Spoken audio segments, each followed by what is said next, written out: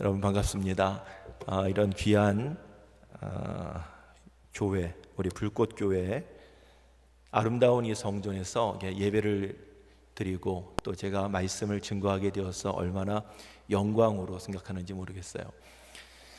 여러분 올해 30년 되셨죠? 불꽃교회가 30주년을 맞이하면서 이 아름다운 대성전을 헌당하고 하나님 앞에 예배드렸을 때 여러분 10월 초인가 그렇게 되셨죠? 얼마나 감격스러웠을까 그런 생각을 해보게 됩니다. 저도 이 사역을 지금까지 27년째 해오면서 하나님의 은혜로 3번의 교회 봉헌을 했었어요. 그 교회를 건축하면서 하나님이 얼마나 역사하시고 또 함께 하시는지, 그리고 그 교회 건축을 하는 과정 속에서 힘들고 어려운 일들도 많았지만 무릎 꿇어 기도하고 간구하던 교우들과 함께 그 봉헌할 때, 또 함께 입당하여 예배 드릴 때 위로부터 내리는 그 감격은 어떻게 뭐라고 표현할 수가 없더라고요. 작은 예배당도 아니고 이 엄청난 예배당에 여러분의 눈물이 있고 헌금이 있고 마음이 있고 기도가 있는 가운데 이 예배당을 짓고 들어오셔서 예배드리셨을 때 우리 공성원 담임 목사님만이 아니라 온 교우들이 얼마나 기쁘셨을까. 그리고 여러분의 모습을 보는 하나님의 마음은 얼마나 감격스러우셨을까. 이런 생각을 하게 됩니다. 지금도 놀라운 은혜가 이 교회를 통해서 임하지만 앞으로도 더 크고 놀라운 역사들이 우리 불꽃교회를 통해서 이루어지게 되기를 축원합니다. 정자동에 불꽃교회가 있었잖아요. 그렇죠? 근데 이름을 참 잘 줘야 될 것 같아요. 불꽃. 불꽃은 계속 불이 이제 붙어서 아름다운, 쉬지 않고 빛나는 그런 상징을 의미하는데요. 그 옆에 주유소가 있었잖아요. 그래서 제가 거기를 지나다니면서 야, 불꽃교회 옆에 주유소가 있다. 폭발을 하면 엄청난 역사가 있겠구나. 불꽃교회는 놀라운 역사가 있겠구나. 여러분, 불이요 기름에 붙으면은 엄청난 폭발력이 임하지 않습니까? 그렇죠. 하나님의 성령의 역사가요 간절히 사모하는 심령들, 정말 기름처럼 우리가 사모하는 마음으로 주님을 찾고 구하고 주님을 만나기 원하는 심령들과 함께 만나게 되면은 놀라운 역사가 일어납니다. 거기서 시작된 기도의 틀이 판교 시대를 열고요. 판교에서 이렇게 웅장한 교회도 짓고 모이기 힘쓰며 헌신하는 여러분들이 이제 판교와 이 지역을 넘어서 민족을 복음화시키고 또 세계를 치유하는 축복의 통로가 될 줄로 믿습니다. 할렐루야, 아멘. 저는 오늘 여러분하고 함께 말씀을 나누는데 어떤 말씀을 나누면 좋겠을까? 지금 이렇게 기도를 하는데요. 요즘에 제가 제일 고민하고 또 감사하고 생각하는 것들, 그런 것들 중에서 지금 이 하나님의 섭리라는 부분들을 많이 생각하게 되더라고요. 저는 감리교 목사거든요. 그리고 웨슬리 후예입니다. 그래서 장로교에서는 이중 예정론을 얘기하기도 하고 예정론에 대해서 이야기를 많이 하지만 우리 감리교 웨슬리 후예들은 만인 구원설, 선행 은총론을 얘기를 해요. 자세한 거 일일이 얘기하지 않더라도 하나님께서 우리를 사랑하실 때 그 하나님의 사랑에 우리가 응답을 해야 된다 이거죠. 그래서 하나님이 먼저 선행 은총, 100% 선행 은총 주시고 그거에 대해서 우리가 100% 응답을 할 때 구원의 역사가 일어나는 거예요. 그러니까 하나님이 먼저 은총을 50% 주시고 우리가 50% 응답해서 100이 되는 게 아니라는 거예요. 하나님의 은총은 먼저 100% 선행 은총이에요. 완전한 은총을 먼저 우리를 불러주셨어요. 근데 부르심에도 어정쩡하게 응답하는 게 아니라 우리가 100% 응답해야 돼. 하나님의 손을 잡아야 돼. 100% 주님을 찾아야 돼. 그랬을 때에 구원이 임하고 은혜가 임한다. 저렇게 믿어요. 그리고 추워도 다르게 생각하지 않아요. 그런데 그거는 사실인데 성경을 이렇게 계속 읽다 보니까 성경의 인물들의 역사 속에서도 보다 보면은 참 하나님께서 성경 안에도 예정이라는 얘기도 있지만 하나님의 경륜과 섭리가 곳곳에 스며 있고 하나님은 멀리 내다보시고 하나님의 계획 속에서 당신의 일을 이루어 가시는 것을 너무 많이 보게 되더라고요. 꼭 예정론이라고 이렇게 얘기하고 싶지는 않아요. 저는 좀 다르게 하나님의 섭리, 하나님의 경륜 이렇게 생각되는데, 하나님은 우리 각 사람에 대한 오리지널 디자인이 있다고 말씀하셨어요.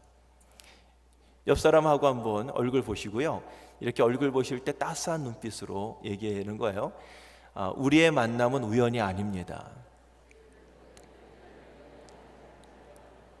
네, 여러분, 이게 우연일까요? 물론 여러분들이 보통 앉는 자리가 있으실 거예요. 대부분 많이 제가 섬기는 교회 보면은 우리 교우들이 특별한 일 아니면 앉는 자리에 이렇게 많이 앉기도 하십니다. 그런데 오늘 우리 찬양대를 이렇게 옆으로 좀 앉아주세요라고 목사님이 그러셨어요. 원래 내가 앉는 자리는 저기예요.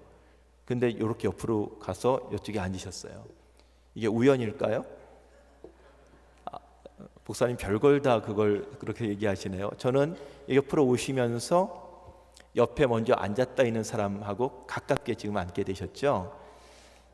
저는 사소한 것 소소한 것까지라도 하나님께서 섭리하시고 계획하신 것들이 있다고 생각해요. 오늘도 저는 아침에 이렇게 우리 교인들 만나고 또 스태프들과 회의도 하고 또 이런 일들을 많이 이제 수없이 많이 오늘도 경험했는데, 동일한 것 비슷한 것들을 여러 사람들인데 반복적으로 저에게 얘기할 때가 있어요. 목사님 이런 거 저런 거. 근데 그런 얘기들을 들을 때 있잖아요. 뭐 우연의 일치다 이렇게 넘길 수도 있지만, 하나님이 나에게 그런 부분에 대해서 말씀하고 싶은 것이 아닌가, 깨닫게 하고 싶으신 것이 아닌가 하고 생각할 때 있어요. 그러면은 대부분 그럴 가능성이 참 많은 것 같아요. 새벽에 말씀을 전하고 앞에 앉아서 이제 기도를 합니다. 기도를 간절히 하는데 갑자기 어느 집사님의 생각이 나요. 갑자기. 뭐 불꽃교회도 교우들이 많으시지만 제가 섬기는 양광교회도 교인들이 많이 계세요. 그 많은 교인들 중에 특별히 어느 집사님의 얼굴이 갑자기 떠올라요. 생각이 나요. 무슨 일인지는 모르죠. 그런데 기도하죠. 하나님, 왜 그 얼굴이 떠오르게 하셨는지 모르지만 하나님, 그 형편과 사정을 아시는 하나님께서 함께 하시고 동행해 주시기 바랍니다. 이렇게 기도해요. 그리고 반드시 전화를 합니다. 그런데요, 10중 8구 근심하거나 좋은 일이 있거나 어떤 일들이 있어요. 집사님 잘 지내시죠? 갑자기 오늘 새벽에 기도하는데 집사님 얼굴이 떠올라서 제가 전화드리는데 무슨 기도 제목 있으신 거 아니에요? 그러면은 10중 8구, 아니 목사님 어떻게 하셨어요? 어떻게 하셨어요? 여러분, 내가 무슨 점치는 사람이 아니잖아요, 여러분. 그러나 우리 하나님은 지금도 우리에게 말씀하시는 하나님이세요. 여러분 믿으십니까? 하나님이 여러 가지 모양으로 말씀하시고 보여주십니다. 그런데 우리가 반응을 하게 되면은요, 하나님이 일하시는 경륜 안에 깊이 들어갈 수 있어요. 제가 그 부분에 있어서 하나님이 보여주셨을 때 스쳐 지나갈 수 있어요. 사람 생각, 여러 생각이 날 수 있잖아요. 그런데 그걸 가지고 기도하는 가운데 관심을 갖고 함께 이야기를 나누거나 이야기를 듣게 되면은 하나님이 지금 저를 통해서 일을 하고 계시는 것, 제가 필요하고 제가 기도해 줘야 될 사람들, 제가 관심 가져야 될 사람들을 보여주시는 거죠. 카드가요, 이렇게 있을 때 카드가 퍼즐 맞힐 때 전체 그림을 다 가지고 이렇게 우리가 보일 수도 있지만, 어떤 경우는 이쪽 면 잠깐 보여주고 이쪽 면을 보여주고 여기를 보여주고, 그러면 이게 그림이 다 나오지 않아요. 그런데 하나님이요, 이렇게 저렇게 보여주실 때 있잖아요. 잘 보게 되면은 부분만 봐도 이것이 코끼리 같다, 이거는 고양이 같다, 이렇게 보이는 거 있죠. 어떻게 가능한가요? 영적 민감성이 있어야 돼요. 영적으로 센서티브한 부분이 있어야 돼요. 저는 신방할 때 우리 교인들한테 많이 물어보는 것 중에 하나가 이거예요. 집사님, 요즘에 하나님과의 관계가 어떠세요? 그러면 무슨 얘기인지 잘 모르잖아요. 쉽게 제가 단순하게 얘기할게요. 집사님, 작년보다 몇 년 전보다 하나님과의 관계가 이렇게 좀 친밀해져 가고 있어요? 아니면 비슷해요? 아니면 좀 떨어져 있는 것 같아요? 멀어진 것 같아요? 가까워지는 것 같아요? 비슷한 것 같아요? 그러면은 목사님 똑같아요, 이런 분도 있고요. 제가 좀 나아진 것 같아요, 다운된 것 같아요, 이렇게 얘기를 해요. 그러면 좀 못한 것 같아요 라고 얘기를 하는 분한테 알고 계세요? 그러면 어떻게 하기 원하세요? 지금 알고 있는데. 여러분들 중에서 신앙생활 하는 분들 중에서 이런 얘기를 많이 해요. 목사님, 저 옛날에는 정말 잘 믿었는데, 저 예전에는 기도도 정말 열심히 했는데, 저 예전에 봉사 많이 했었거든요. 그래서 무슨 얘기야 그게요? 예전에는 했었는데 지금은 그렇지 못하다는 얘기 아니겠어요? 왜요? 무엇이 그를 그렇게 못하게 했을까요? 삶의 무거움이, 또 관계의 아픔이, 또 영적으로 다운된 여러 가지 일들이 하나님께 가까이 가는 나에게 브레이크를 밟게 하고 주님의 얼굴을 구하지 않고 멀리 가게끔 우리를 만든다는 얘기죠. 하나님과 우리 사이에 죄가 있게 되면은 우리 사이에 괴리감이 생기게 됩니다. 사람이 서로 이렇게 만날 때요, 반가우면은요 얼굴을 마주하게 돼요. 저는 우리 공성원 목사님 정말 제 친구 목사예요. 어디 친구 같으세요? 네. 목사님이 더 이렇게 선배 같으세요? 그래요. 우리 친구 목사님인데 정말 존경합니다. 그리고 사랑합니다. 제가 30년을 만났는데요, 변함이 없어요. 젠틀해요. 그리고 진실하고 따뜻하고, 그리고 아멘이 어디까지 나오나 보겠습니다. 여러분, 아주 섬세하세요. 제가 그걸 보면서 참 좋아요. 볼 때마다 평안하고. 그래서 공목사님 보면은 이렇게 얼굴을 보면은 여기 항상 얼굴을 마주해도 그냥 좋아요. 얼굴이 평안하잖아요. 좋죠. 근데 여러분, 마음에 안 드는 사람 얼굴 보세요. 보면은요, 싫은 사람, 저기서 오는 것만 보더라도 나도 모르게 이렇게 다른 길로 가고 싶잖아요. 이게 그냥 길이 하나여서 어쩔 수 없으면은 가지만 다른 길이 있으면은 보고 싶지 않잖아요. 낯을 피하는 거죠. 아담하고 하와가 원래는 하나님하고 얼굴을 마주하고 같이 잘 지냈었어요. 에덴 동산에서. 그런데 죄를 짓게 되잖아요. 죄를 짓자 어떻게 합니까? 제일 먼저 한 것이 하나님의 낯을 피하죠. 숨죠. 하나님과 우리 사이에도 죄가 들어오게 되면 이격이 생겨요. 거리가 생겨요. 예전에는 하나님하고 나 사이에 뭐든지 다 이렇게 이야기를 나눌 수 있는 상황이었어요. 하나님, 내가 이렇게 힘들어요, 속상해요, 내가 이렇게 좋아요, 이런 얘기들을 다 얘기하고, 아버지 하나님은 어떤 마음을 가지고 계세요? 라고 들었어요. 그런데 하나님 앞에 불충하거나 하나님이 병이 들어요. 사람이 영적으로 들면 제일 먼저 나타난 증세가 뭐냐면은 예배에 집중을 하지 못해요. 예배의 자리에 안 나오는 건 큰 병이고요, 예배의 자리에 나오긴 나오는데 목사님 설교가 들리질 않아. 자리에는 앉아 있어요. 그 예배 소리가 들리질 않아요. 그리고 성경을 봐도, 성경을 보면은 까만 거는 글씨고 하얀 건 종이야 그냥. 그리고 찬송을 부르는데도요, 이전에는 목 놓아 찬송을 힘차게 불렀는데 내가 속에서만 웅얼웅얼거리지 내 입에서 기쁘게 찬양 소리가 나오질 않아요. 왜 그럴까요? 하나님과 나 사이에 단절감이 생긴 거예요. 이 관계 속에서. 예전에는 밤을 새고 기도해도 시간 가는 줄 몰랐어. 그리고 성경을 읽어도 정말 꿀처럼 달다는 얘기가 이런 얘기구나, 이게 알았어요. 근데 시들시들해지는 거예요. 교회를 안 나와요? 안 나오면 찜찜하잖아요. 교회 나와요? 나와도 찜찜해. 이런 사람들 있단 말이죠. 교회 좀 나온 사람들이 교회 안 나가면은 하나님이 좀 치실 것 같잖아요. 하나님이 화를 내실 것 같아. 그러니까 교회를 안 나갈 수는 없어. 그러니까 교회에 나와 앉아 있어요. 앉아 있으면 감격이 있고 기쁨이 있고 하나님의 임재하심을 경험해야 되는데, 나와 있는데도 마음은 세상에 솟아 있고 내 마음에 생각이 너무나 많아요. 이것은 병든 신앙인의 모습이에요. 하나님은 여러분과 그 사이가 이렇게 열리기를 원해요. 그래서 통하기를 원해요. 집에서 여러분들이 쓰는 그 주부들이 쓰시다 보면은 그 비닐 랩 있죠. 유니랩, 비닐랩 이런 거 있죠. 그래서 음식 이렇게 덮잖아요. 그리고 냉장고에 집어넣지 않습니까? 속이 보여요, 안 보여요? 보이죠. 빤히 다 보이죠. 물 한 방울 들어갈 수 있어요, 없어요? 물 한 방울 들어가지 못해요. 이게 문제죠. 빤히 알아요. 어떻게 믿어야 되는지 여러분 몰라요? 알아요. 예배 생활, 기도 생활, 하나님과의 친밀감 어떻게 해야 되는지 이미 여러분 우리 다 알고 있어요. 보이죠?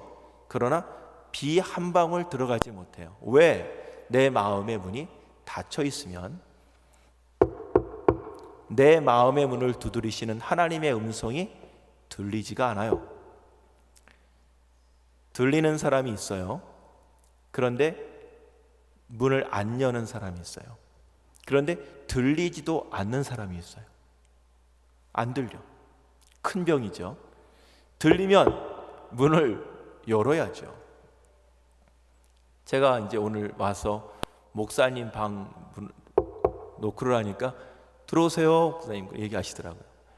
들어오라고 그러지 않으면 못 들어가지. 어떻게 들어가겠어요, 제가. 여러분, 하나님께서 여러분의 마음의 문을 두드리시는 그 소리가 들리십니까?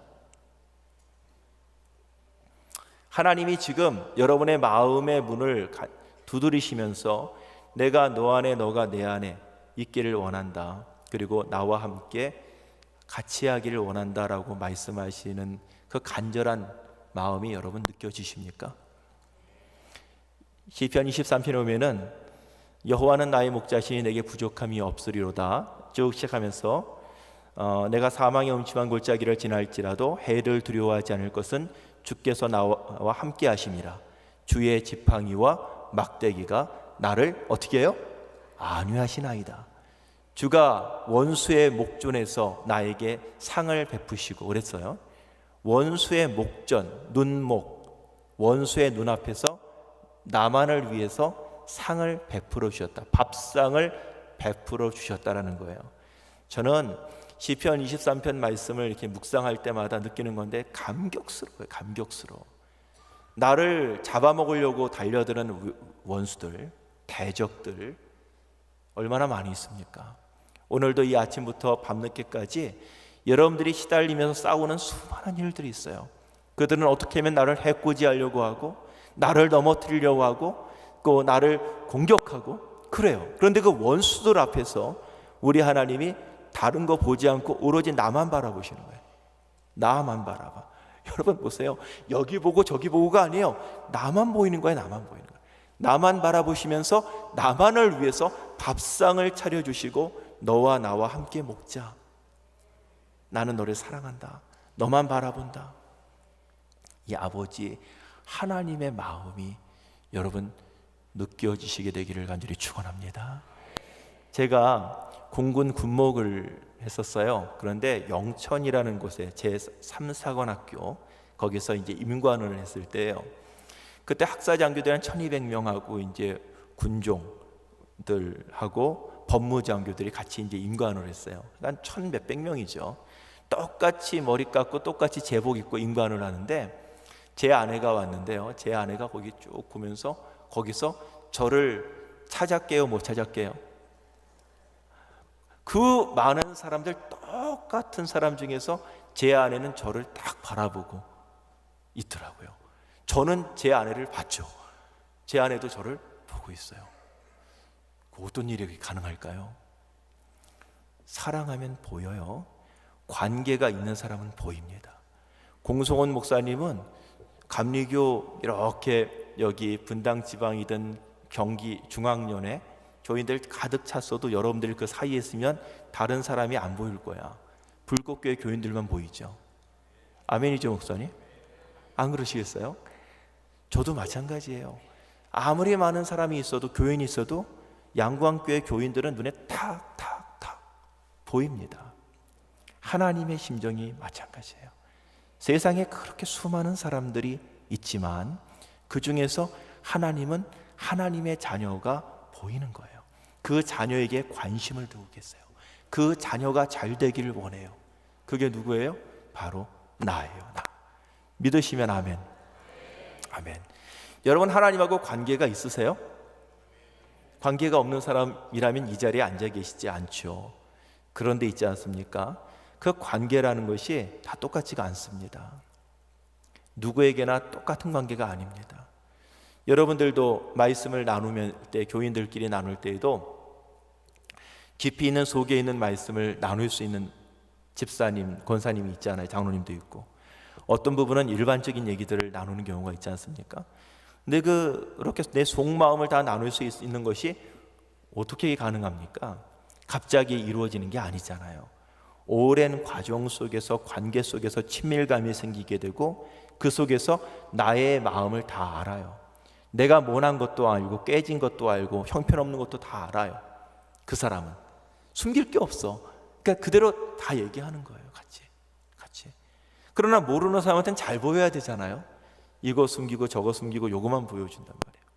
저는 여러분이 하나님의 경륜을 제대로 우리가 분명히 알기 위해서는 하나님 앞에 우리의 까발김이 필요합니다. 여러분, 아니 어떻게 하나님 앞에 나와서도 여기 숨기고 저기 숨기고 이렇게 숨으려고 그래요? 하나님은 다 아세요. 우리의 모습, 나의 모난 모습도 알고, 나의 부족함도 아시고, 내가 형편없는 것도 아시고, 내가 은밀하게 짓는 죄도 주님 다 아세요. 근데 어떻게 하나님 앞에서 이건 아닌 것처럼 요거만, 그게 아니에요. 벌거벗은 모습으로 서야 되는 거죠. 그래서 키에르케고르라고 하는 철학자는 하나님 앞에 단독자로 서는 경우에 매우 필요하다. 실존적인 만남, 하나님과 가릴 거 가리고 만나는 만남이 아니라 내 인생, 나의 모습, 원래 하나님, 이런 모습이에요. 있는 모습 그대로 주님 앞에 왔습니다. 여러분, 있는 모습 그대로 와야지 이거 가리고 저거 가리고, 그게 아니라 주님 앞에, 보좌 앞에 나올 때는 깨진 모습, 상처나는 모습, 더러운 모습, 추악한 모습, 그거 그대로 주님께 나오는 거예요. 그리고 그때 만나는 주님과의 관계가 있을 때요, 거기서 누어지는 은혜를 경험하게 되면은요, 하나님이 내 안에, 내가 하나님 안에 있는 경험을 하게 돼요. 그럴 때 어떤 얘기가 나오냐면은 하나님이 하셨습니다, 하나님이 인도하셨습니다, 하나님이 동행하셨습니다라는 고백이 나오는 거예요. 사랑하는 우리 북곡교회 성도 여러분, 에베네셀이라는 말을 아세요? 에베네셀이라는 말은 하나님이 여기까지 우리를 도우셨다, 그 얘기 아닙니까? 여러분이 50년을 사시든 70년을 사시든 여기까지 하나님이 도우셨다고 고백하십니까? 억지로 아멘하실 필요는 없습니다. 여러분이 생각해 보세요. 살아오는 동안, 여기까지 살아오는 동안 하나님이 도우셨다, 에베네셀. 또 하나는 임마누엘이랑, 임마누엘은 하나님이 우리와 함께 하신다는 거 아니겠습니까? 지금 이 순간 불꽃 같은 눈으로 우리를 지켜주시고 인도하시는 하나님이 우리와 함께 하신다는 사실 여러분 믿으십니까? 임마누엘. 또 여호와 이레라는 말이 있죠. 우리의 갈 바를 아는 사람이 어디 있어요? 우리가 하루 아니면 1년 앞을 아는 사람이 없잖아요. 그러나 선하신 하나님이 우리의 길을 예비하시고 준비하시고 또 인도해 주셔서 가장 선하신 하나님이 좋으신 것으로 채워주실 것이다, 이게 여호와 이레, 주님이 준비하셨다, 이 얘기인데 믿으십니까? 만약에 여러분들이 세 가지를 정말 자원하는 마음으로 여러분들이 고백할 수 있다면 여러분들은 믿음 생활 잘해 오신 거고 잘하고 계시는 거 맞습니다. 그리고 여러분들 건강한 거 맞아요, 영적으로.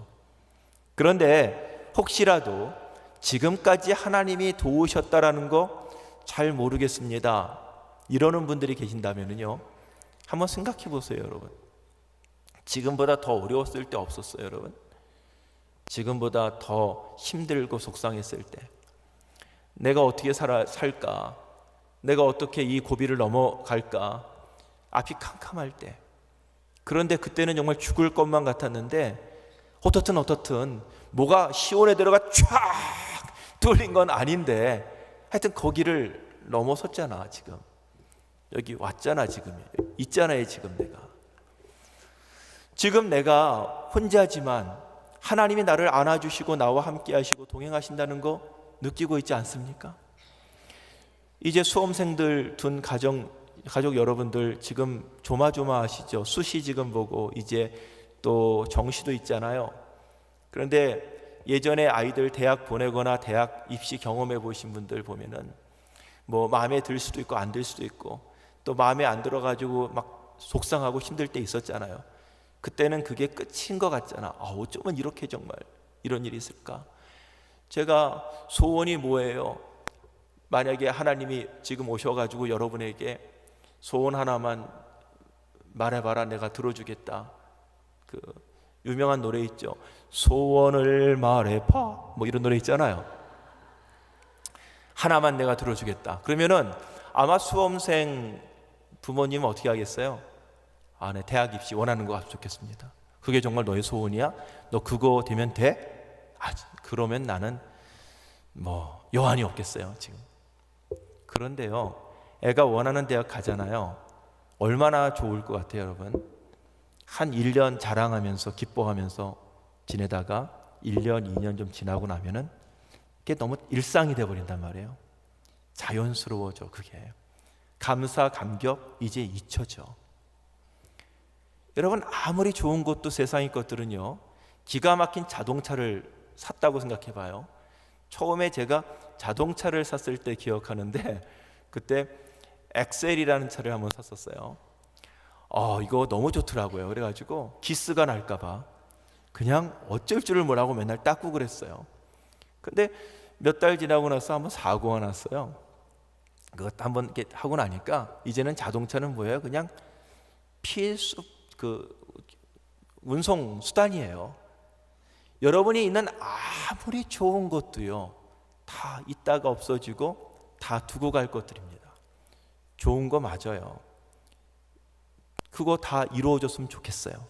근데 주님께서 우리에게 말씀하시는 것은 더 좋은 것을 구하라 그래요. 더 좋은 것, 더 좋은 은사를 구하라 그랬어요. 우리의 소망이 이게 답니까? 그거 아니라는 거예요 여러분. 우리의 살면서 그런 얘기 있지 않습니까? 이제 비라이벨스 목사님 얘기인데요. 윌로우 크릭 담임을 하고 있지 않습니까? 이분이 사실은 목회를 하기 전에 이제 사업을 하려고도 하기도 했고, 또 그냥 부유하게 살았기 때문에 아쉬울 것 없이 그냥 뭐 윈드 서핑도 하고, 그리고 요트를 타고 다니기도 하고, 그냥 멋지게 한량처럼 잘 지냈었다고 그래요. 젊었을 때, 그랬을 때. 그런데 한 번은 좋은 호텔에서 쉬고 있는데 그 옆에 그 테이블에 노년 부부가 앉아서 이렇게 식사를 이렇게 하고 계셨대요. 근데 그 부부가 하는 얘기가 들렸대요. 이게 이런 식으로 얘기한 것 같아요. 여보, 우리가 정말 열심히 잘 살았지? 우리가 정말 열심히 잘 살았어. 이렇게 기막히고 좋은 호텔에서 선셋, 아름다운 해가 지는 저 모습을, 광경을 보면서 당신하고 이렇게 우아하게 정말 좋은 음식도 먹고 정말 너무 편안하잖아? 너무 우리 정말 잘 산 거 아니야? 열심히 살았지? 하는 얘기를 들었대요. 그 얘기를 들으면서 60년을 열심히 산 목적이 좋은 호텔에서 멋있는 것을, 광경을 보면서 좋은 음식을 썰어 먹는 것, 이것이 목적인가? 충격을 받았고, 그 즉시 호텔 방으로 올라가서 무릎 꿇고 기도했대요. 하나님, 나에게 더 좋은, 더 가슴을 뛰게 하는 비전을 보여달라고. 그리고 그 즉시 이제 시카고에서 교회를 이제 영혼 구원을 위해서 사역을 하게 되고, 사람을 구하는 일을 위해서 부르심을 받고 쓰임 받았다는 거예요. 여러분이 판교에, 그리고 이 용인에, 분당에 이렇게 대부분 많이 사시는 것 같은데, 많은 사람들이 여러분들 이런 동네 살고 싶어 하는 거 아시죠? 아닌가요? 네, 여기 신도시에 좀 살고 싶다 하는 것, 우리 동네에서는, 제가 사는 동네에는 정말 좋은 동네인데 북한산이 제 집 뒤에 바로 있어요. 경관이 좋아요. 근데 이런 신도시 이런 개념이 아니기 때문에 옛날 도시죠. 정말 남들이 여러분 부러워하는 그런 주거 환경에서 지금 사시는 것 같아요. 편안하죠. 잘 지내죠. 물론 여러분들도 더 좋은 어떤 목표가 있겠지만, 그런데 우리 사는 것이 이렇게 살다가 잘 먹고 잘 살고 좀 더 평수 늘려 살고 좀 더 윤택하게 살고 이것이 성공한 사람의 마지막 모습이라면은 너무 정말 안타까운 일이 아니겠습니까? 아버지 하나님이 우리를 가슴 뛰게 하고 가슴 정말 벌떡벌떡거리게 하고 정말 마음에 감격이 있게 하는 그런 일들이 얼마나 많이 있는데, 저는 세상의 모든 일들은 우연이 없다고 생각해요. 하나님의 섭리가 아니면 이 일들이 이루어지지 않는다라고 생각해요. 저는 새 가족들이 이제 매주 저희 이제 교회에 이제 많이들 나와 주시는데 처음 얘기하는 게 그거예요. 감사합니다. 이렇게 만나서 너무나 반갑습니다. 우리 지역의 교회들이 얼마나 많은데 요즘에 교인들이 바로 와서 등록 안 하잖아요. 이렇게 돌기도 하고 보기도 하고 그래요. 얼마나 교회들이 많은데 그 교회 중에서 우리 양광교회 와 주셔서 가족이 된 거 너무나 기쁩니다. 이게 우연일까요? 그렇게 제가 얘기를 해요. 우리의 만남이 우연일까요? 저는 우연이 아니라고 생각합니다. 하나님의 섭리라고 생각합니다. 이 신앙 공동체에서 성도님이 또 제가 또 어떤 일들을 이루게 하시기 위한 하나님의 계획이라고 생각합니다. 그렇게 생각을 하거든요. 그래서 그렇게 하나님의 섭리에 대해서 이야기를 나누고 또 섭리에 대해서 얘기할 때 제가 꼭 전제 조건이 생각되는 게 뭐냐면, 하나님의 섭리를 말할 때 제일 중요한 생각이 뭐냐면, 한번 따라 합시다. 하나님은 선하신 분이다. 하나님은 좋으신 분이다. 여러분 믿으십니까? 아니, 하나님 선하신 분 맞습니까? 그런데 선하신 하나님이 왜 나한테 이렇게 어렵게 해? 왜 선하신 하나님이 내 기도를 이렇게 안 들어주시는 것 같아요? 좋으신 하나님이라고 하는데 남들은 그런 간증들 많이 하는 것 같은데 나는 왜 자꾸 베베 꼬이는 것 같아. 일하는 게 다치는 것 같고 길이 안 보이는 것 같고 더딘 것 같고, 그런 생각 드실 때 없으세요? 여기 불꽃교회는 뭐 희원회대로만 열리는 것 같아요. 네, 여기는 문제가 없으시군요. 저는 그럴 때 있어요. 하나님, 당신은 선하신 분이신데 좋으신 분이신데 왜 하나님 제 기도가 이렇게 속히 이루어지지 않습니까? 그런데요, 그럼에도 불구하고 상황과 환경을 넘어서 우리가 그 하나님은 선하시다, 하나님이 이렇게 하시니까 선하시다, 이렇게 내 마음에 드니까 하나님은 좋으시다가 아니라 먼저 하나님은 선하시다, 좋으시다, 멋지신 분이시다, 위대한 분이시다, 엘샤다이 전능하신 하나님이시다, 이러한 선포를 하고 고백을 하게 되면요, 하나님이 놀랍게 선하신 모습으로, 전능하신 모습으로, 정말 소망 있는 모습으로 저 가운데 다가오시고 우리 가운데 임하시는 것을 수도 없이 많이 경험했어요. 여러분, 남편을 존경해야 된다 성경이 말하죠.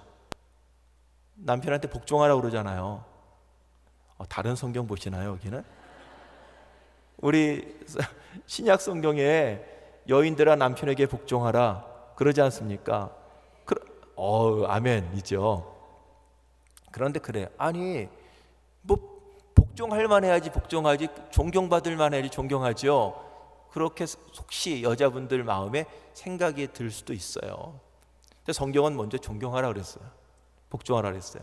근데 놀라운 일이 뭐냐면요, 교회나 어디나 가정이나 머리는 하나잖아요. 하나님이 남자를 그 기둥으로 세우셨어요. 남편을 존경하잖아요. 그 남편은 존경받는 사람이 됩니다. 할렐루야. 이 사람이 존경받을 만해서 내가 존경을 하는 것, 그건 누구나 하는 거예요. 근데 내가 먼저 존경하고 존중하고 내가 인정하잖아요. 그러면 남편은 그런 사람이 돼요. 아내를 사랑을 먼저 해요. 그러면 아내는 사랑받을 만한 사람이 또 되어가요. 사랑받을 만한 일을 해야지 내가 사랑하지, 그게 아니라 거꾸로 먼저 존경하고 먼저 사랑하면 존경받는 사람으로 세워져 가고요, 사랑받을 만한 사람으로 세워져 가는 거예요. 하나님은 우리가 인정하든 인정하지 않든 하나님은 능력의 하나님, 소망의 하나님, 사랑의 하나님, 선하신 하나님이에요. 그런데 그 하나님을 나의 입으로 하나님은 멋지십니다, 하나님은 선하십니다, 하나님이 최고입니다라고 고백하면 그 하나님의 선하심으로 내게 다가오신다는 거예요. 제가 아는 러시아 선교사님 얘기입니다. 이분이 30대 중반이 지났는데도 결혼을 하지 않으셨어요, 남자분이. 근데 그 마음속에 선하신 하나님이 배필을 어딘가 두셨겠지, 이런 확신이 있었어요. 그래서 갈급하게 찾지도 않고 만나겠지 이랬었어요. 근데 그 섬기시는 교회에서 40일 교회 특별 새벽 기도회를 했었는데, 신기하게 이전에는 그러지 않았는데 그 해 그렇게 간절하게 기도가 되더래요. 배우자를 위해서 하나님 이제 때가 된 것 같습니다, 배우자를 좀 보여달라고 기도를 했대요. 근데 30일이 지나가는데 어떤 마음이셨냐면 하나님이 가까이에 있다, 그렇게 가까이에 있다, 다우 다우 다우. 갑자기 그 마음이 딱 들었는데요. 정말 기도를 많이 하던 분이거든요. 그래서 딱 눈을 들어 보니까 새벽 기도 이제 시간에 오랫동안 기도해서 다들 가고 아무도 없어요. 아무도 없어요. 교회가 큰 교회였거든요. 하나님 아무도 없습니다 하는데 가까이 있다 그러시더래요.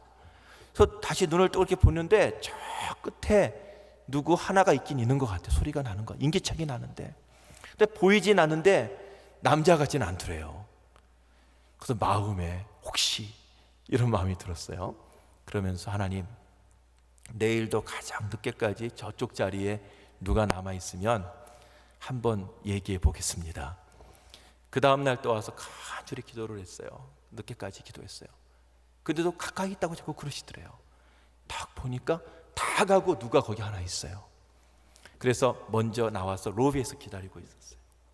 근데 그분이 나온 거예요. 저자가 딱 나오니까, 여러분 그거 말하는 거 이상하잖아요. 좀 용서를 구합니다, 죄송한데 이렇게 얘기하면서 제가 기도하는데요, 하나님이 배필을 위해서 기도하는데 가까이 있다고 그런 마음을 주셨는데 죄송한데 이렇게 제가 생각을 잊었어요 라고 얘기를 하니까 뭐라고 그러겠습니까?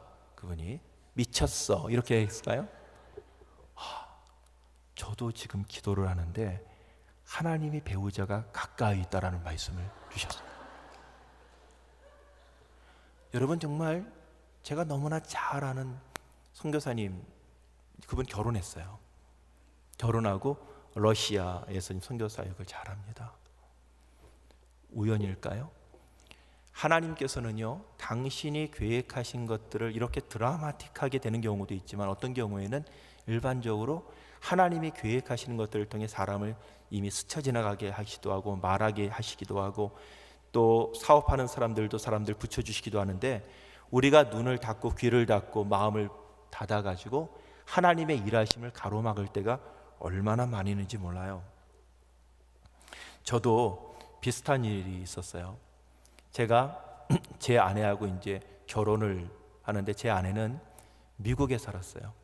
그리고 맨하탄에서 이제 직장 생활을 하다가 휴가를 맞아서 3주 휴가로 우리나라를 왔어요. 그리고 이제 선을 봤어요. 근데 보는 순간 저는 이 사람하고 결혼하고 싶다라는 마음이 딱 들더라고요. 그래서 결혼하자고 얘기하면, 선보로 나온 상태에서 결혼하자고 얘기하면 미쳤다고 할 것 같아가지고 그 다음 날 다시 한번 만나자고 애프터를 했어요. 그런데 제가 그때 3년 전에 부평에 그쪽에서 부목사로 있었어요. 그래서 만나는 걸 부평역에서 만나게, 부평역 앞에서. 제 아내는 이제 지하철을 타고 이제 오는 거고 4시에 만나기로 했어요. 그래서 4시에 딱 기다렸는데 얼굴도 살짝 기억이 안 나는 것 같아요. 잠깐 봐가지고. 근데 기다렸는데 4시가 됐는데 안 나타나요. 4시 10분이 돼도 안 오고 20분이 돼도 안 와. 여러분, 얼마나 기다려야 돼요? 20분 지나니까 살짝 기분이 나빠져요. 차인 거가 아닌가라는 생각. 30분이 지나니까 너무 아까워요 지금 내가. 그러다가 40분 가니까 지금까지 기다린 게 너무나 아까워. 그래서 기다리다 해서 5시 딱 되는데 제 아내가 아무 일도 없다는 게 나와요. 거기요. 나와. 저도 대단하지만 아니 있을 줄 알고 어떻게 5시에 거기 나와요. 제가 그때 이제 만나면서 어떤 일이 있었냐면 그해 너무 더운 해 94년도에 너무 더워가지고 정전이 돼가지고요 지하철이 쓴 거예요. 거기 서가지고 휴대폰도 없으니까 나오지도 못하고 뭐 하지도 못하고 거기 갇혀 있다가 아무 생각 없이 하여튼 거기 갇혀 있다가 그게 기차가 가니까 내려가지고 그 시간에 이제 나온 거예요. 제가 생각해 봤어요. 만약에 제가 한 10분, 20분 기다리다가 갔다. 그리고 아내도 1시간이 지났으니까 안 기다리겠지 하고 나가지도 않고 갔다. 그러면 만나지 못했겠죠. 그렇죠? 근데 만났어요. 그날 제가 결혼하자고 얘기했어요.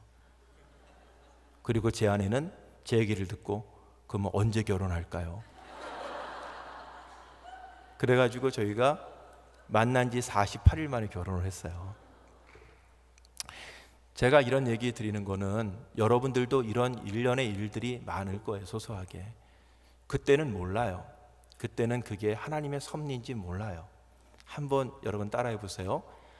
아하 그렇구나. 여러분 윌리엄 제임스라고 하는 유명한 종교신학자는요 아하 익스피어리언스라는 얘기, 아하의 경험, 아하 그렇지, 아하 그렇지, 이게 우리 신앙생활에 매우 중요하다는 거예요. 아하의 감격이 어느샌가 사라졌어.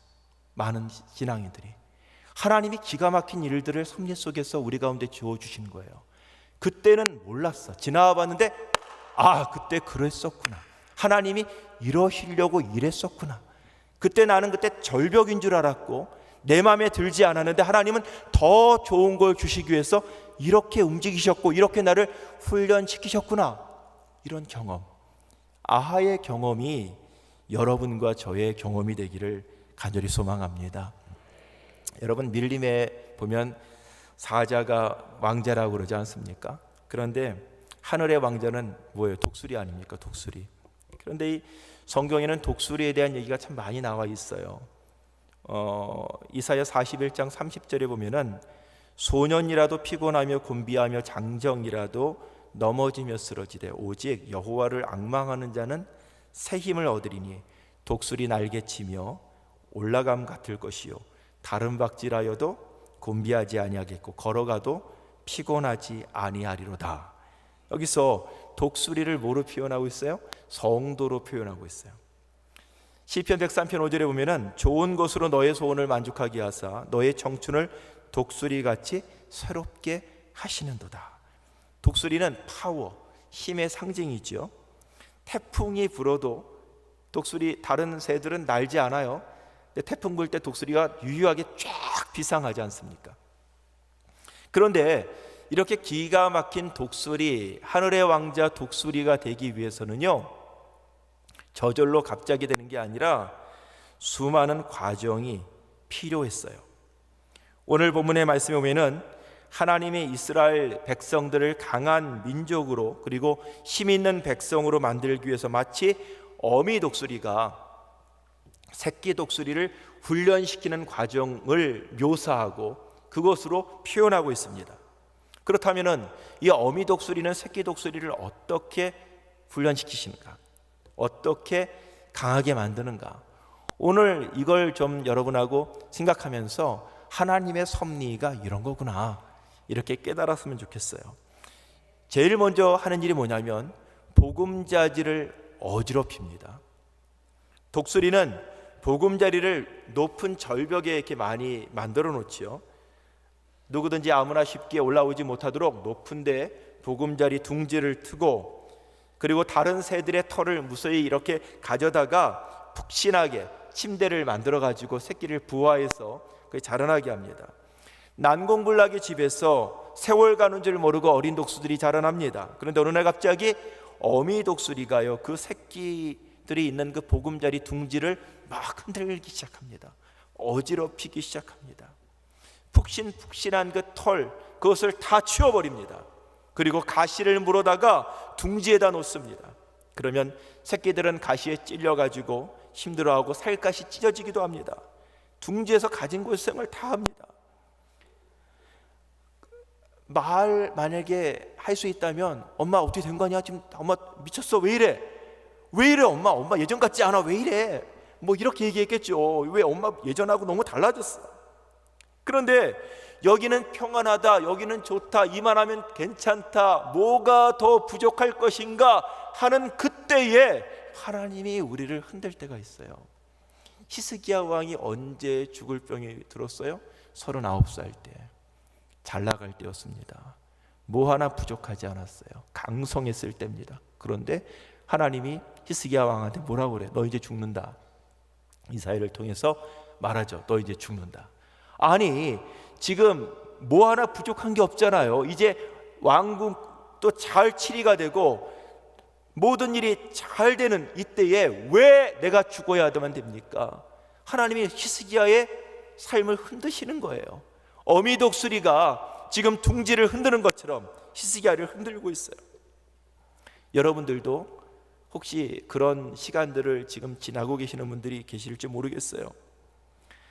하나님이 나를 훈련하실 때 먼저 낯선 일들을 경험하게 하실 수 있다. 아무도 해치지 못하는 난공불락의 장소에 삶의 터전을 삼고 아무 근심 걱정 없이 살다가 어느 날 갑자기 우리의 보금자리가 흔들리기 시작합니다. 평안하고 안전하던 삶의 자리가 흔들리기 시작합니다. 건강하던 몸이 병이 들기 시작해. 사업이 망해서 부도가 나기도 해요. 부부간에 심한 갈등이 생기고 골이 생겨요. 자녀들에게 불상사가 일어납니다. 이런 것들이 우리를 참 힘들게 만들고 우리를 어렵게 만드는데요. 근데 때로는 이런 어려움들이 하나님이 우리를 다루고 우리를 말랑말랑하게 만드는 훈련의 과정의 시작일 수 있다는 얘기입니다. 하나님은 아브라함을 갈대아 우리에서 그 보금자리에서 광야로 끌어내셨잖아요. 그때 왜 끌어내셨을까요? 아브라함의 아버지는 데라지 않습니까? 우상을 만드는 사람이었어요. 거기 밑에서 아브라함이 지내고 있어요.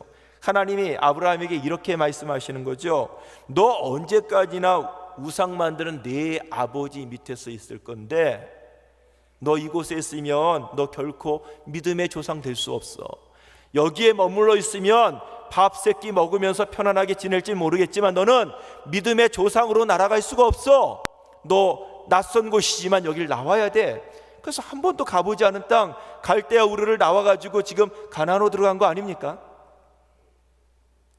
여러분도 한번 생각해 보십시오. 모태교인들 말고 여러분 인생에서 중간에 예수를 믿기 시작한 분들, 아무 문제가 없는데 그냥 편안하게 예수 믿는 분들도 계시겠지만 적지 않은 분들은 어려움을 만나고 시련을 만나고 답답하고 속상한 가운데 하나님을 만나기 위해서 주님께로 나오신 분들이 많이 계시지 않습니까? 만약에 그때 내가 그 문제가 없었더라면 그토록 내가 기도했을까?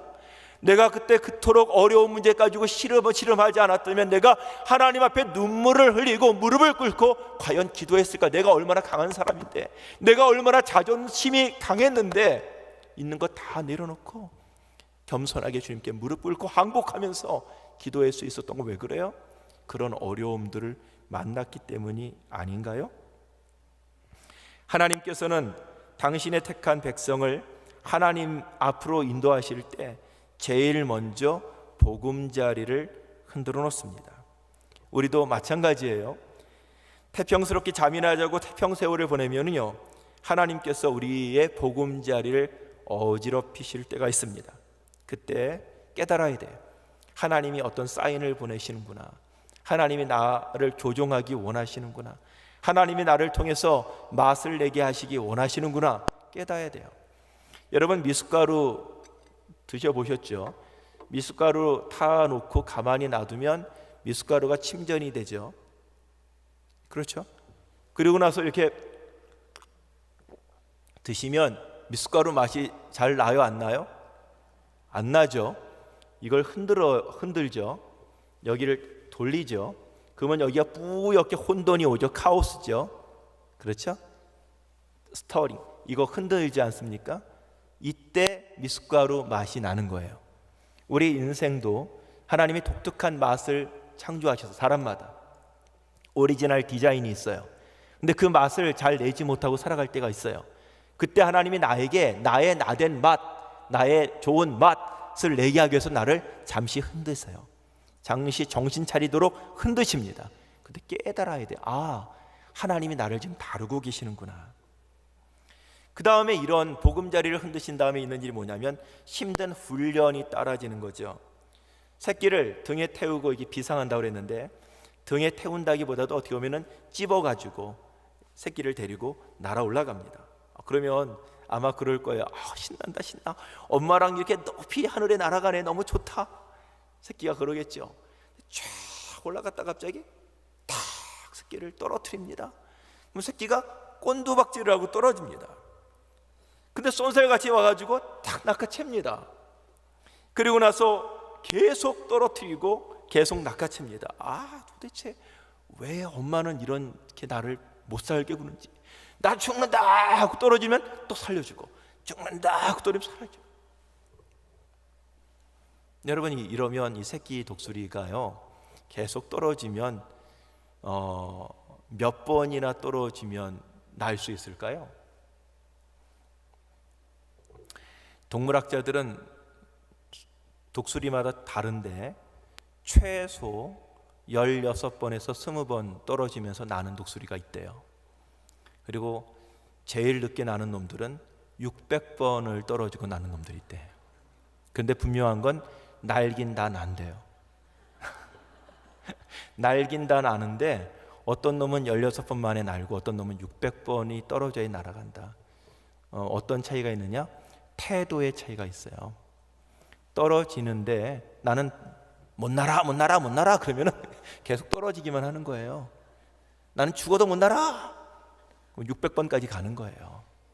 근데 16번까지 떨어지다가 이렇게 나도 날 수 있지 않을까 하고 깃털을 흔들다 보면은요 비상을 하게 된다는 거죠. 우리가 똑같이 교회 나와서 예배 드리는데요 똑같은 은혜를 받는 건 아니에요. 저마다 달라요. 내 마음의 상태가 어떤지 여러분 사람마다 달라요. 하나님 말씀하시옵소서, 종이 듣겠나이다. 오늘 목사님을 통해서 주신 말씀을 통해서 나에게 하나님께서 주시는 음성이 있을 걸 믿습니다. 이렇게 바라보는 사람하고요, 네? 늦게 교회 와가지고 주일날 늦게 와서 허겁지겁 앉아서 보는 사람들하고 어떻게 여러분 똑같을 수 있겠습니까? 나는 이런 식으로 믿었어. 신앙생활 스타일이 이렇게, 여기까지 가이드라인 정해져 있어요. 요 정도만 해. 요 정도까지는 내가 한다. 임계점을 넘어가질 못해. 여기까지예요. 나는 주일날 한 번 오는 거 예를 들어서, 아니면 봉사도 요거까지, 헌금도 여기까지 다 자기가 있잖아요. 근데 하나님의 놀라운 일들은요 어디서 시작되면은 임계점을 넘어서는 순간부터 역사가 일어납니다. 여러분, 물은요 100도에서 끓어요. 99도에도 끓는 것 같은데 뜨겁잖아요. 근데 그때까지는 액체야, 액체. 100도가 되는 순간부터 기체로 변화가 되는 거예요. 우리의 인생도 마찬가지야. 여러분, 똑같아 믿는 게, 여러분 어제나 오늘이나 똑같은 거가 좋은 것만은 아니에요. 어떻게 내가 나이를 먹는데 신앙생활이 똑같아? 날마다 일신오일신 날마다 새로워져야죠. 어떻게 과거에 받은 은혜를 가지고 지금까지 얘기를 해요? 오늘 주신 하나님의 은혜가 있고 하나님의 능력이 있는데 왜 만나를 이게 하늘에서 주시면 그 만나를 이렇게 쌓아놓으면 다 썩어지게 되는 줄 아세요? 만나는 그때그때 신선한 걸 주시고 그때 먹는 것을 그때그때 공급해 주시는 거 아닙니까? 예전에 받은 은혜도 중요하지만 오늘날 지금 이 순간 섭리하시는 하나님의 은혜를 고백하며 살아갈 수 있는 여러분 되기를 간절히 축원합니다. 사도 바울도요 수많은 고통과 고난을 당하면서 거꾸로 뜨림을 당하기도 하고 채찍을 맞기도 하고 죽을 뻔한 수많은 고민들이 있었어요. 그런데 그런 과정들을 넘어서 그가 결국 위대한 사도가 된 거 아니겠습니까?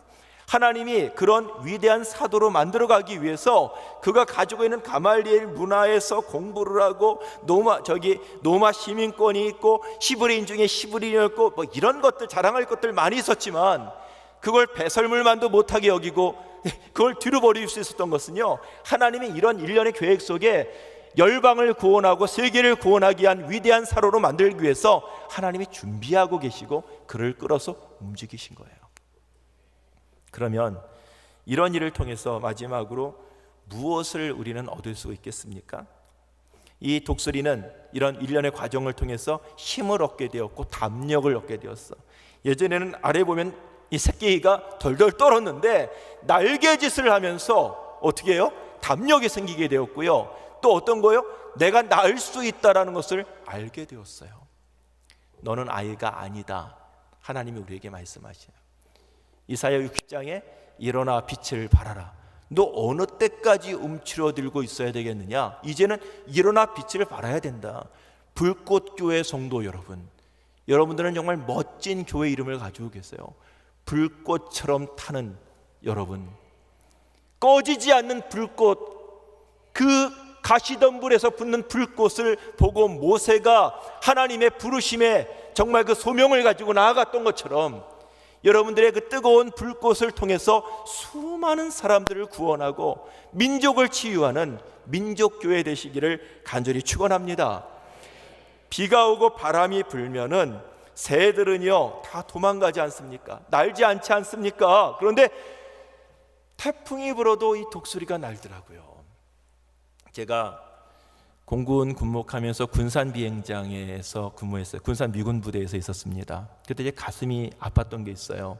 이미 20 몇 년 전이니까 지금은 안 그래요. 근데 비가 오면은요, 우리나라 한국 공군은 비행을 하지 않았어요. 비가 오면은 정비의 날 그래가지고요, 이글루라고 해가지고 비행기 들어가는 집, 거기에서 족구하고 그랬어요. 전투 체육. 비가 오면 왜 그러냐면 그때 있던 비행기가 제공 F5E라는 비행기인데 작은 비행기예요. 근데 그 비행기가 비행할 때 혹시라도 위험하니까 사고가 날까봐 비행을 하지 않았어요. 근데 미군들은요 그때 있던 게 F-16, F-18 이런 비행기였어요. 비가 그렇게 많이 오는데도요 오히려 우리한테 그 자랑이라 하듯이 엔진 소리를 내는데 그냥 계속 엔진 소리가 나요. 그러면은 우리 조종사들이 막 속상했어요. 우리도 날 수 있는데 비행기가, 우리도 저런 비행기가 없어. 그때는 쟤네들은 비가 오면 그냥 엔진 소리를 더 내면서 출격을 하는 겁니다. 여러분, 전쟁이 비가 오면 안 나나요? 비가 와도 전쟁이 나잖아요. 그런데 안전을 위해서 그 비행기들을 비행하지 않았을 때 속상했어요. 하나님께서 영적 전쟁을 하게 하실 때 우리 편에 누가 있나 이렇게 보실 겁니다. 이번 급에서는 그래, 힘든 싸움이니까 김 집사 너가 나가야 되겠다. 나 너를 믿는다. 너는 강하고 담대하니까. 이 집사, 너는 안타깝다. 준비가 안 돼 있구나 아직. 저는 이런 것 같아요. 모두가 다 하나님의 사람 맞아요. 내가 마음에 들 때는 내가 반짝 내가 할 수 있는 작은 일은 아멘 아멘 아멘. 그런데 어려운 일에는 나는 준비가 안 돼 있어요. 나는 힘들어요. 나는 날지를 못해요. 이러는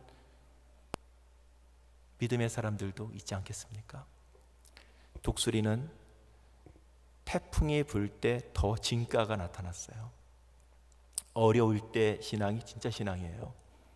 일이 잘 될 때는 누구나 다 아멘 할 수 있고 신앙생활 잘 할 수 있어요. 그런데 힘들고 고난과 어려움이 있을 때 내가 어떤 사람인지, 나는 누구인지, 내가 정말 하나님을 믿고 있는지 거기서 드러나는 거예요.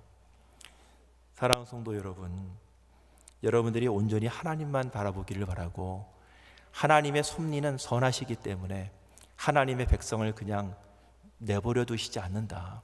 하나님이 책임지신다. 이걸 믿으시기를 바랍니다. 성경 한 구절 읽고 말씀을 맺겠습니다. 이사야 41장 30절 아까 같이 읽은 건데 제가 읽겠습니다. 소년이라도 피곤하여 곤비하며 장정이라도 넘어지며 쓰러지되 오직 여호와를 앙망하는 자는 새 힘을 얻으리니 독수리 날개치며 올라감 같을 것이요 다른 박질하여도 곤비하지 아니하겠고 걸어가도 피곤하지 아니하리로다. 불꽃교회 성도 여러분들이 독수리처럼 날마다 더 높이 비상하는 믿음의 용사들 되시기를 주의 이름으로 간절히 축원합니다. 기도하겠습니다. 하나님 아버지 감사합니다. 우리 하나님이 사랑하시는 우리 불꽃교회, 하나님이 지난 30년 동안 놀라운